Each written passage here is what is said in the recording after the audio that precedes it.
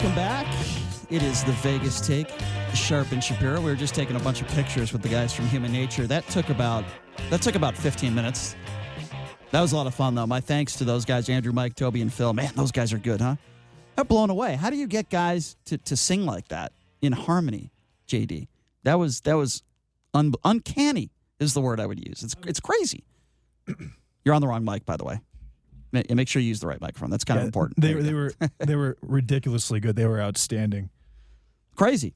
I was a huge fan. Yeah, they're huge awesome. Fan. And it's a great show. And they're very cool guys. They're very nice guys. Super laid back, nice guys. Quick-witted, nice guys. Fantastic show at the Venetian. Check it out, Human Nature. And I have a feeling that they will be back in studio again soon. And they're great guests to have. So I want to switch topics here real quickly. As I've been saying all week, we had Tony Sanchez, UNLV football coach, on the show the other day. We've had some great guests this week. But the UNLV football season is literally, or the college football season, right around the corner. It starts tomorrow, right, JD? So we have a enormous football game tomorrow. Two of the best, really. I mean, talk to me a little bit about the Miami-Florida game, and tell me, what are they ranked in the country right now? What is the spread in this game? It starts at 4 o'clock tomorrow, correct? Yeah, the game starts at 4 o'clock on Saturday. It's number 8 Florida against unranked Miami. The spread is -7.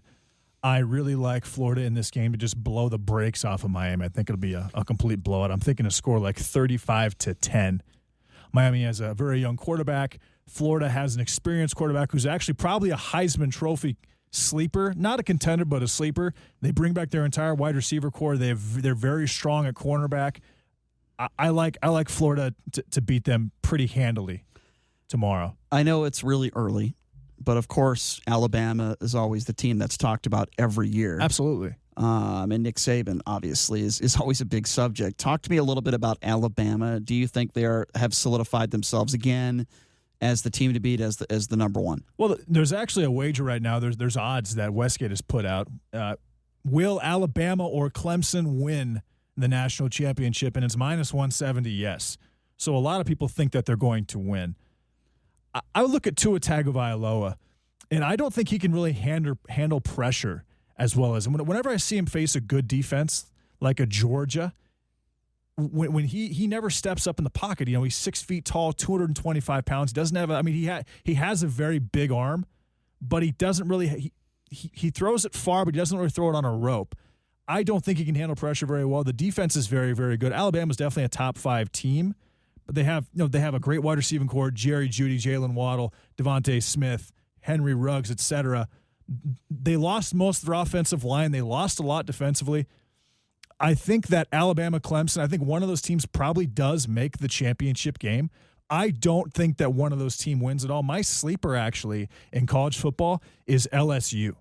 LSU brings back everybody. They have a system quarterback who's not going to lose you games. He's not overly impressive, but he's very, very smart. Wait, you're not talking about Amari Rodgers, are you? Okay. I am definitely talking about Joe Burrow, the transfer from Ohio State.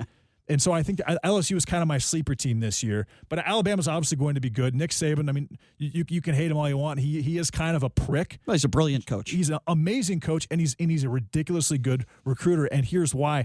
He always picks up the up-and-coming coach that can relate to young kids. Sure. And a lot of coaches don't do that. But I also like a long odds pick.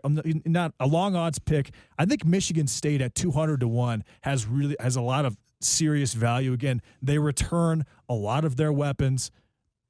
Mark D'Antonio has won consistently year after year. They had a lot of injuries last year they had to sustain. But you asked me about Alabama. They'll probably be a top 5, top 6 team. I don't like Tua Tagovailoa against a good defense. Now, they're going to beat bad teams by 60, 70 points. They're just going to destroy them. But I think they're going to have some problems with teams with solid defensive schemes. And I want to get Ken Thompson in studio next week so you guys can really preview the college football season. But since you are Yes, I'd love to do that.